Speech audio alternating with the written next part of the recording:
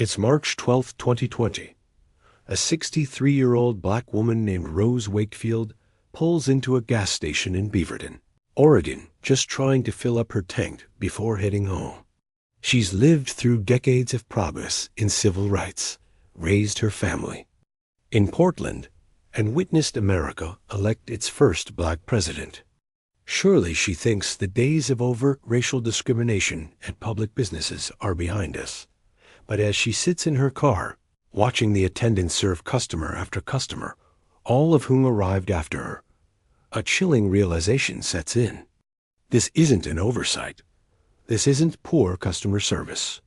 This is something far more sinister, something she hoped belonged to America's past. What happens next will shock you. Not because it's unprecedented, sadly. It isn't, but because it reveals how racism continues to rear its ugly head in the most ordinary moments of our daily lives. Rose Wakefield's story isn't just about one woman's fight for dignity at a gas station.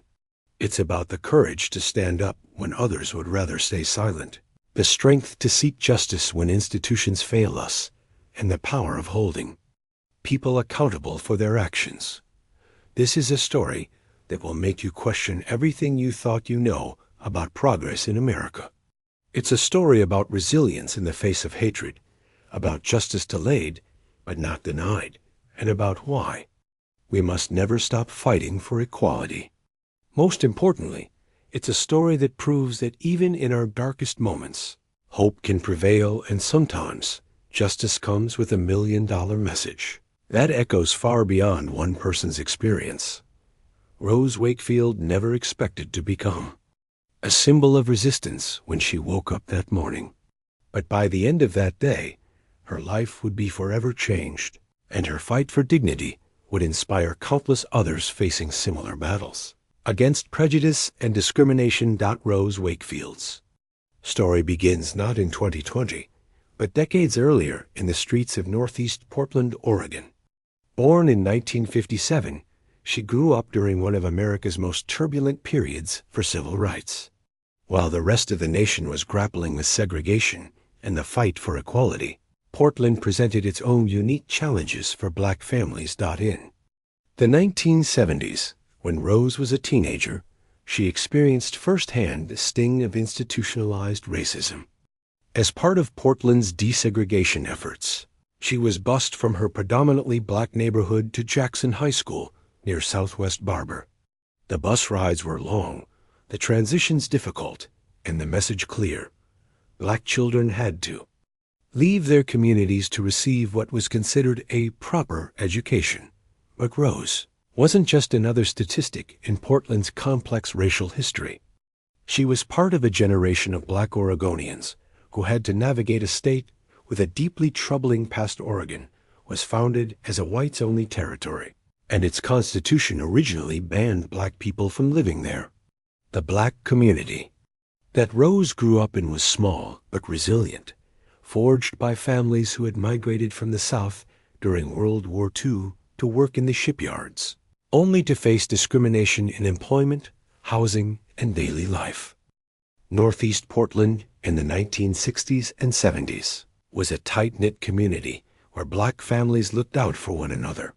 It was a place where children learned early about the realities of racism, but also about dignity, perseverance, and the importance of standing up for what's right.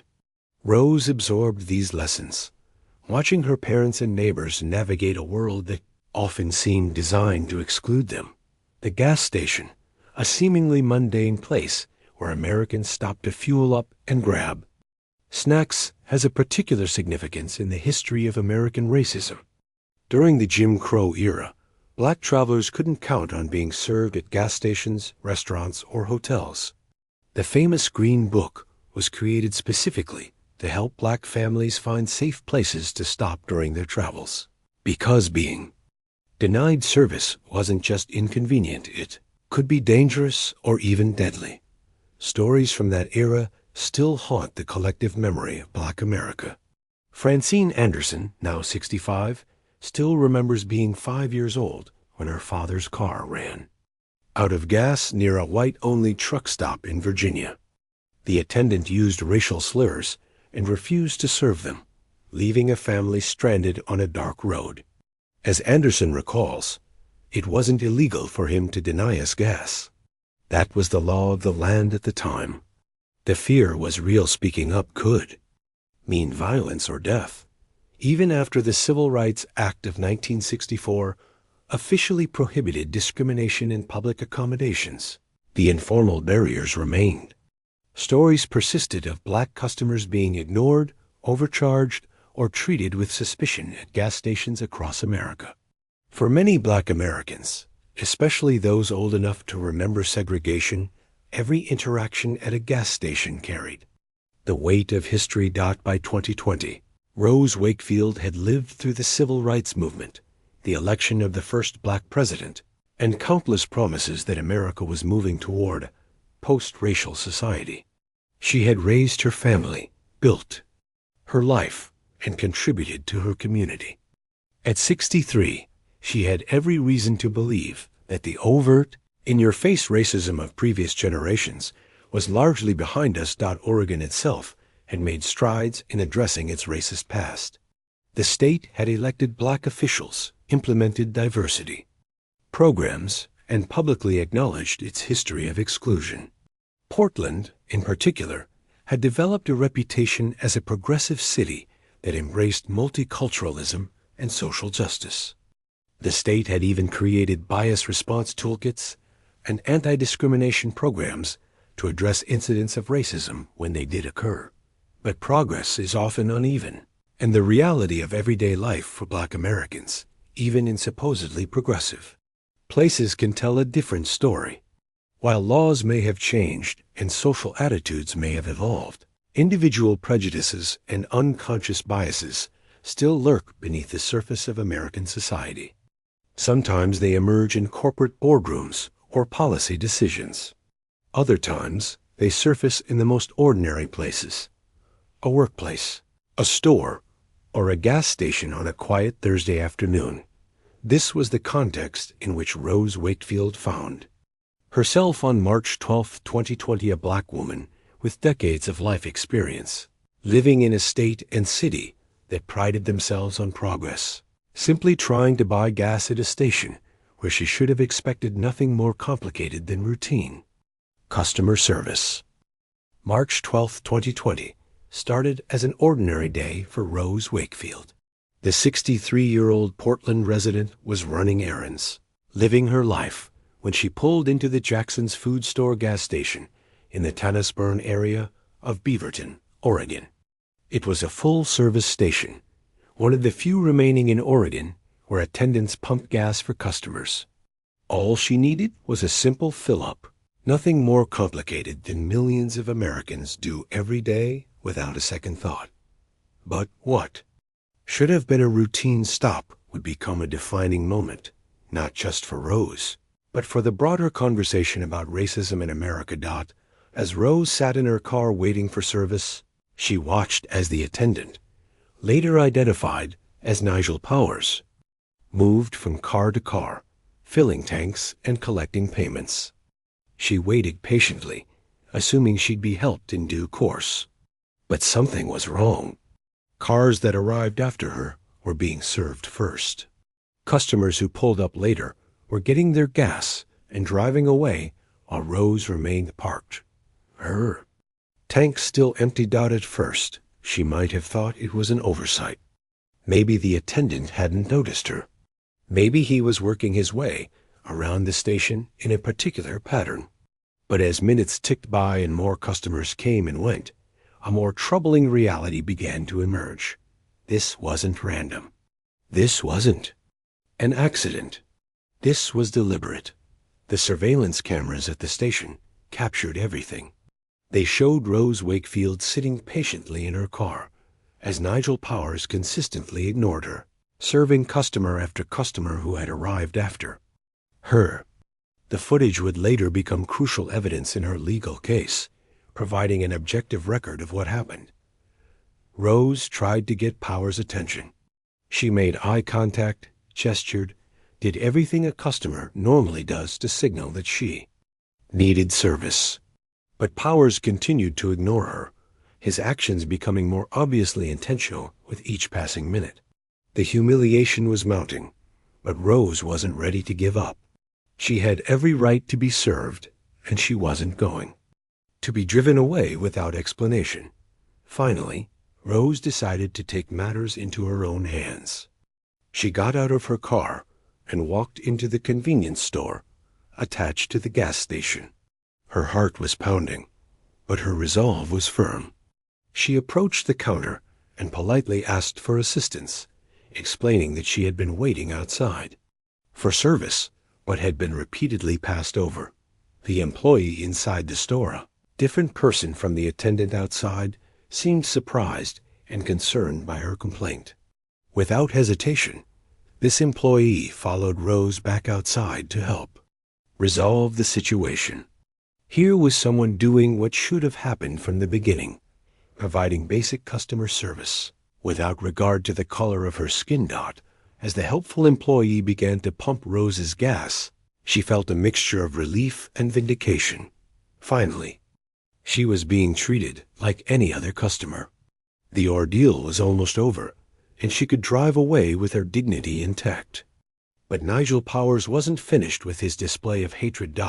As Rose prepared to leave, Powers approached her vehicle. What happened next was captured on surveillance video and would later be recounted in painful detail. During the court proceedings, Powers looked directly at Rose Wakefield and said the words that would haunt her and eventually cost his employers $1 million. "I don't serve black people." But he didn't stop there. As if the racist declaration wasn't cruel enough, Powers laughed in her face. The laughter was perhaps the most devastating part of the entire encounter. It showed that this wasn't just prejudice. It was malicious joy in causing pain to another human being based solely on the color of her skin. Rose later described her immediate reaction. "I was like, what world am I living in? This is not supposed to go down like that." It was a terrible, terrible confrontation between me and this guy. The words hit her like a physical blow. In 2020, in Oregon, at a public business, she had just been told by an employee that her race made her unworthy of service. The psychological impact was immediate and profound. Rose had lived through enough history to know that such attitudes existed, but to experience such blatant, unapologetic racism in what should have been a simple commercial transaction was jarring. It transported her back to stories her parents and grandparents had told about the Jim Crow South, about whites-only signs and the daily humiliations that black Americans endured. But this wasn't 1950s Mississippi. This was 2020 Oregon, in a state that prided itself on progressive values and anti-discrimination laws. The cognitive dissonance was overwhelming. How could something like this still happen in supposedly enlightened times? The immediate aftermath was a blur of emotions. Rose drove away from the gas station in shock, her mind racing. Part of her wanted to forget the whole thing, to chalk it up to one ignorant individual and move on with her life. Her attorney later revealed that Rose initially considered doing exactly that, letting it go rather than reliving the trauma. She called friends and family members, describing what had happened. Their reactions ranged from outrage to sadness to a weary recognition that such incidents still occurred more often than most people realized. Some encouraged her to file a complaint. Others worried about the stress and publicity that might come with challenging a business. The weight of the decision was enormous. Rose knew that speaking out would mean reliving the humiliation, facing potential backlash, and enduring a long legal process with no guarantee of success. She knew that her story would be scrutinized, that some people would question her account or minimize her experience. She understood that fighting back would require tremendous emotional and psychological resources. But she also knew something else. If she stayed silent, Nigel Powers and others, like him, would continue to believe they could treat black customers with impunity. If she didn't speak up, the next black person who visited that gas station might face the same humiliation. If she let this pass without consequence, she would be complicit in allowing racism to flourish unchallenged. The incident at the gas station lasted only minutes, but its impact would reverberate for years. It would spark legal battles, corporate policy changes, and community conversations about the persistence of racism in America. Most importantly, it would transform Rose Wakefield from a private citizen into a reluctant but determined advocate for civil rights and human dignity.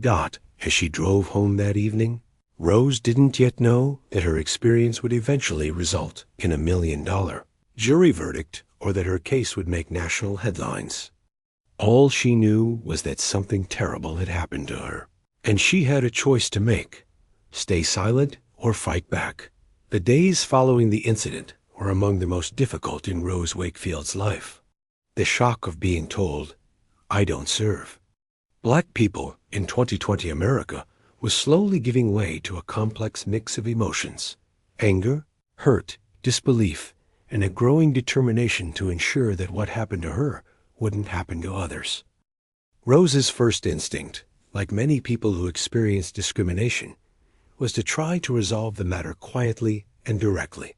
She believed in giving people and institutions the benefit of the doubt, the chance to do the right thing when confronted with evidence of wrongdoing.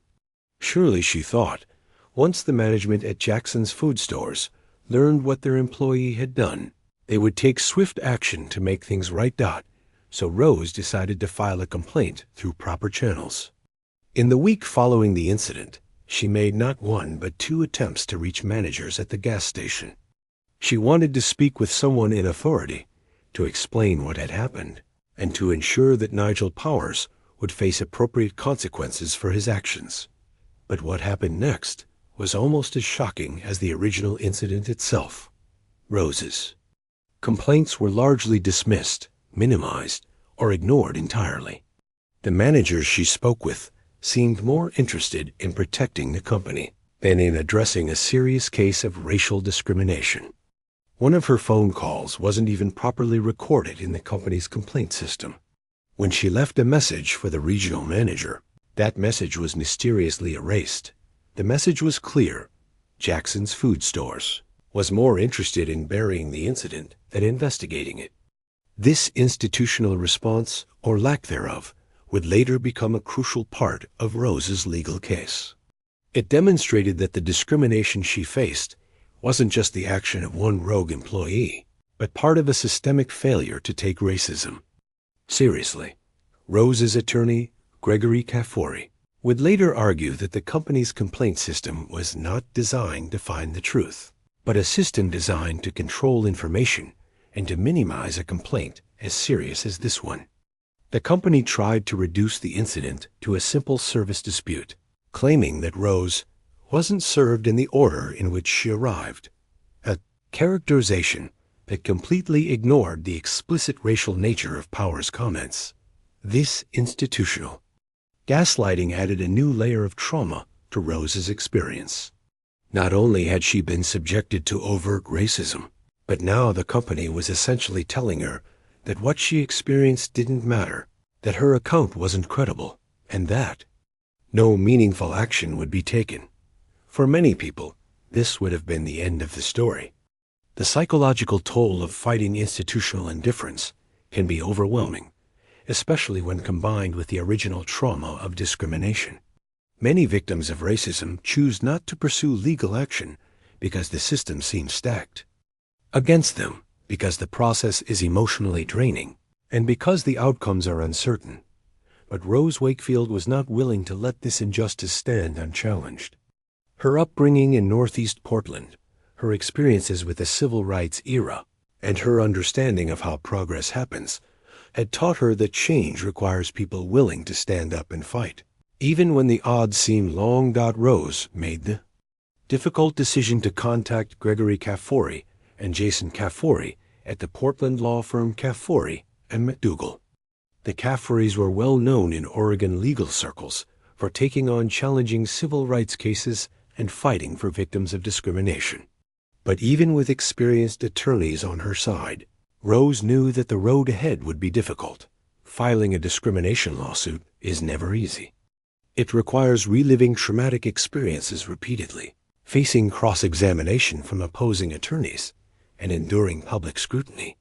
Rose would have to tell her story over and over again, facing skepticism and challenges to her account. She would have to confront not just Nigel Powers and his employer, but an entire legal system that often falls short when it comes to addressing racism.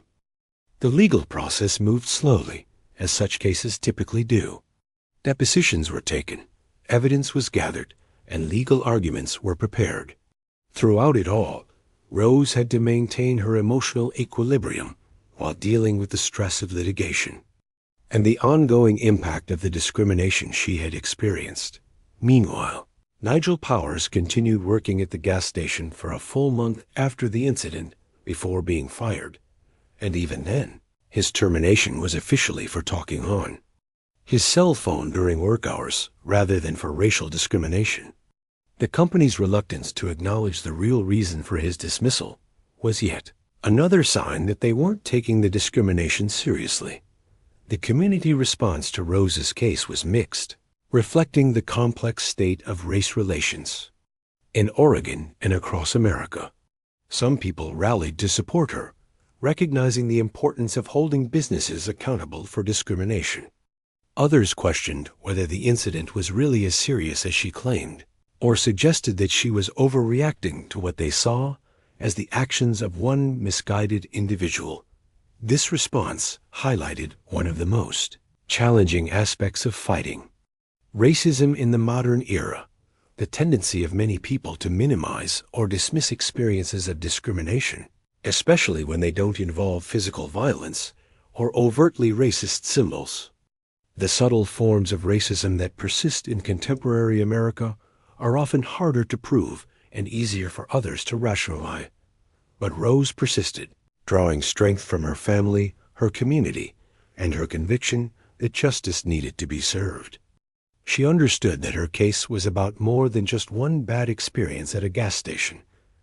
It was about establishing that racial discrimination in any form would not be tolerated, that businesses would be held accountable for their employees' actions, and that Black Americans in 2020 had the same right to dignity and respect as anyone else.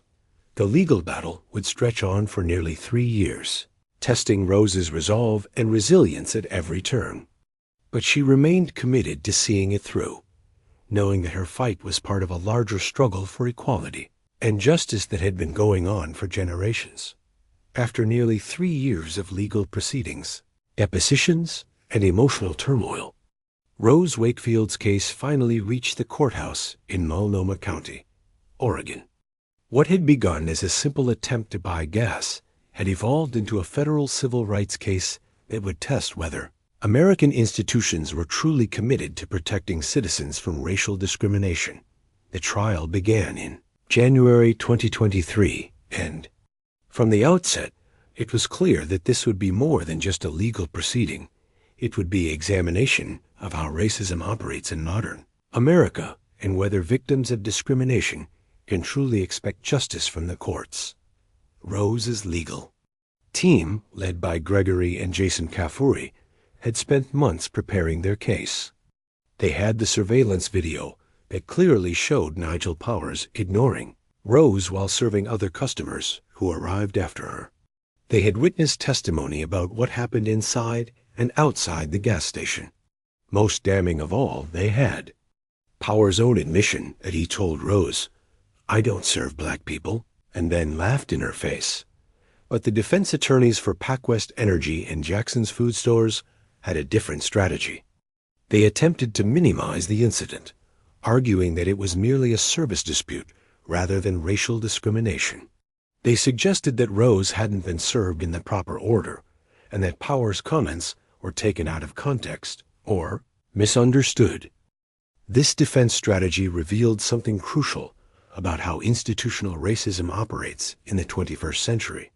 Rather than defending overtly racist behavior, the companies chose to gaslight the victim, suggesting that what she experienced wasn't really discrimination at all. It was a tactic designed to make Rose doubt her own experience and to convince the jury that racism wasn't really at play, that the trial became a battleground over the nature of truth and the validity of Black Americans. Experiences with discrimination. Rose was forced to relive the humiliation she had experienced at the gas station, describing in detail how it felt to be ignored, dismissed, and then explicitly told that her race made her unworthy of service. The most powerful moment of the trial came when Rose took the witness stand and described the immediate aftermath of Power's racist statement. "I was like, what world am I living in?" she testified. "This is not supposed to go down like that. It was a terrible, terrible confrontation between me and this guy." Her testimony was raw, emotional, and utterly convincing. Here was a 65-year-old woman who had lived through decades of social progress, only to be transported back to the worst days of American racism by one man's hateful words. The jury could see the pain in her eyes, hear the authenticity in her voice, and understand the profound impact that this incident had on her life. The defense's attempts to minimize the incident began to crumble under the weight of the evidence. The surveillance video was clear and objective. It showed exactly what had happened. Rose's account was consistent and credible, and Power's statement about not serving Black people was explicitly racial, leaving no room for alternative interpretations. Perhaps most damaging to the defense was the revelation of how Jackson's food stores had handled Rose's initial complaints. The company's failure to properly investigate, their deletion of her messages, and their attempt to frame the incident as a simple service dispute revealed an institutional culture that was more concerned with protecting its reputation than addressing discrimination. Gregory Caffery drove this point home in his closing arguments, explaining to the jury that the company's complaint system was designed not to find the truth, but to control information and to minimize a complaint as serious as this one. He painted a picture of institutional indifference that was almost as troubling as the original act of discrimination. The jury deliberation lasted several hours, but when they returned to the courtroom, their verdict was unanimous and unequivocal. Rose Wakefield had been the victim of racial discrimination, and she deserved compensation for the harm she had suffered. But the amount of their award shocked everyone in the courtroom. The jury didn't just award Rose compensatory damages for her pain and suffering. They hit the defendants with $550,000 in punitive damages, bringing the total award to $1 million. This wasn't just compensation. It was a message. The jury was sending a clear signal that racial discrimination in 2023 America would not be tolerated, that businesses would be held accountable for their employees' actions, and that victims of racism deserved not just sympathy, but substantial justice. The $1 million verdict was a repudiation of every attempt to minimize, dismiss, or ignore Rose's experience. When the verdict was read, Rose Wakefield wept. After 3 years of legal battles and emotional turmoil, justice had finally been served. The woman who had simply wanted to buy gas had become a symbol of resistance against racism and a testament to the power of persistence in the face of institutional indifference. The $1 million verdict in Rose Wakefield's favor sent shockwaves through Oregon and beyond, making national headlines and sparking conversations about the persistence of racism in American society. But for Rose herself, the victory was bittersweet, a vindication of her experience, but also a reminder of how much pain and struggle it had taken to achieve justice. In the immediate aftermath of the verdict, Rose reflected on the long journey that had brought her to this moment. "I didn't want this to happen to anyone else," she told reporters. "It was a terrible scene, and no one should have to go through nothing like that." Her words captured the essence of why she had fought so hard, not just for her own vindication, but to create consequences that might prevent others from facing similar discrimination. The response from Jackson's food stores revealed the depth of institutional resistance to acknowledging racism. Even after losing $1 million jury verdict, company President Corey Jackson issued a statement that continued to minimize the incident. The company claimed they respectfully disagree with the jury's ruling and maintained that their investigation had been adequate, despite overwhelming evidence to the contrary. This response highlighted one of the most frustrating aspects of fighting institutional racism. Even when presented with clear evidence and legal consequences, some organizations remain unwilling to acknowledge wrongdoing or implement meaningful change. The company's statement suggested that they viewed the verdict as an aberration rather than a wake-up call about their policies and culture. But the impact of Rose's case extended far beyond the corporate boardrooms of Jackson's food stores. Her victory became a rallying point for civil rights advocates and a source of inspiration for other victims of discrimination who might have been hesitant to speak up. The case demonstrated that even in cases involving everyday racism, the kind of discrimination that doesn't make headlines but affects millions of Americans, justice was possible. The legal precedent set by Rose's case was significant as well. The $1 million award sent a clear message to businesses across Oregon and the nation that racial discrimination carries serious financial consequences. Companies could no longer assume that isolated incidents of racism would be quietly swept under the rug or settled for token amounts. Community leaders in Portland and throughout Oregon used Rose's case as a teachable moment about the ongoing reality of racism in America. Her story became part of diversity training programs, civil rights education efforts, and community discussions about how to create truly inclusive environments. The personal impact on Rose's life was profound and complex. On one hand, the legal victory provided validation and a sense of justice that had been denied for too long. The financial compensation, while significant, was less important to her than the public acknowledgement that what she had experienced was wrong and unacceptable. On the other hand, the notoriety that came with the case brought both support and unwanted attention.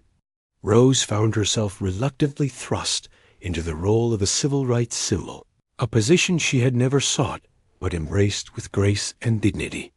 She used her platform to speak about the ongoing need for vigilance against racism and the importance of holding institutions accountable. The case also sparked broader conversations about the training and oversight of employees in customer service positions. Many businesses began reviewing their policies and procedures to ensure that incidents like Rose's couldn't happen at their establishments. Some implemented enhanced diversity training, better complaint systems, and clearer consequences for discriminatory behavior. 3 years after the incident, Rose's story continues to resonate with people who have experienced similar forms of discrimination. Her willingness to fight back against institutional indifference has inspired others to speak up about their own experiences and to demand accountability from businesses and organizations. The ripple effects of Rose's case extended beyond racial discrimination to encompass broader discussions about dignity, respect, and equal treatment in American society. Her story became a reminder that the fight for civil rights is not a historical artifact, but an ongoing struggle that requires constant vigilance and courage. Perhaps most importantly, Rose's victory demonstrated that individual acts of resistance can still make a difference in the fight against systemic racism. Her refusal to accept discrimination quietly, her persistence through a difficult legal process, and her ultimate triumph in court showed that justice, while sometimes slow and difficult to achieve, remains possible for those brave enough to demand it. Rose Wakefield's story is ultimately about the power of one person's courage to create change in an unjust world. What began as a routine stop for gas became a 3-year legal battle that exposed the persistence of racism in American society and the institutional failures that allow it to flourish. Her experience reminds us that progress is not inevitable, and that the rights we take for granted can be threatened in the most ordinary circumstances. In 2020, more than 50 years after the Civil Rights Act, a black woman could still be told, "I don't serve black people at a public business." This reality should shock and motivate all of us to remain vigilant against discrimination in all its forms. But Rose's story is also profoundly hopeful. It shows us that when individuals have the courage to stand up against injustice, when legal systems function properly, and when communities support victims of discrimination, meaningful change is possible. The $1 million verdict in her case wasn't just compensation. It was a declaration that racism will not be tolerated and that victims of discrimination deserve justice. The lessons from Rose's experience extend far beyond one gas station in Oregon. They speak to the ongoing need for businesses to train their employees properly, for institutions to take discrimination complaints seriously, and for individuals to speak up when they witness or experience injustice. As we move forward, Rose Wakefield's courage should inspire us all to be more vigilant, more supportive of discrimination victims, and more committed to creating a society where everyone is treated with dignity and respect.